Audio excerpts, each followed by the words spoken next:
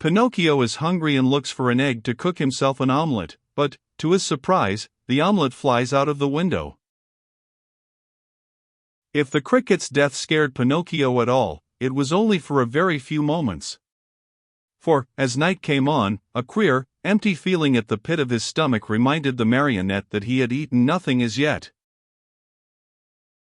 A boy's appetite grows very fast, and in a few moments the queer, empty feeling had become hunger, and the hunger grew bigger and bigger, until soon he was as ravenous as a bear. Poor Pinocchio ran to the fireplace where the pot was boiling and stretched out his hand to take the cover off, but to his amazement the pot was only painted. Think how he felt. His long nose became at least 2 inches longer. He ran about the room, dug in all the boxes and drawers, and even looked under the bed in search of a piece of bread, hard though it might be, or a cookie, or perhaps a bit of fish. A bone left by a dog would have tasted good to him. But he found nothing. And meanwhile his hunger grew and grew.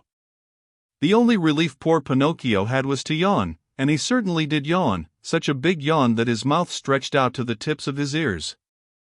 Soon he became dizzy and faint. He wept and wailed to himself, "The talking cricket was right. It was wrong of me to disobey father and to run away from home. If he were here now, I wouldn't be so hungry. Oh, how horrible it is to be hungry." Suddenly, he saw, among the sweepings in a corner, something round and white that looked very much like a hen's egg.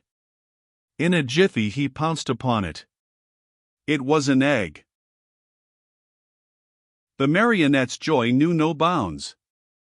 It is impossible to describe it, you must picture it to yourself. Certain that he was dreaming, he turned the egg over and over in his hands, fondled it, kissed it, and talked to it. "And now, how shall I cook you? Shall I make an omelette? No, it is better to fry you in a pan. Or shall I drink you? No, the best way is to fry you in the pan.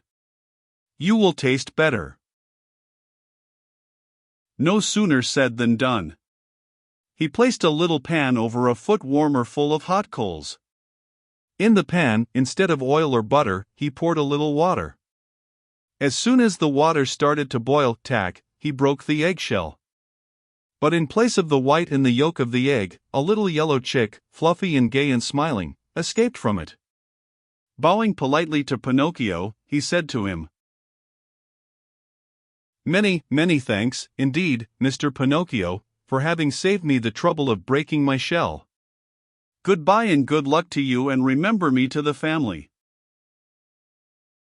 With these words he spread out his wings and, darting to the open window, he flew away into space till he was out of sight.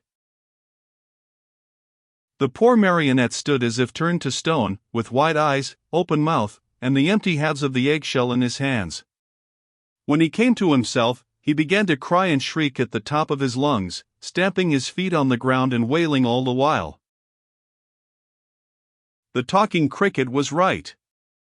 If I had not run away from home and if father were here now, I should not be dying of hunger. Oh, how horrible it is to be hungry.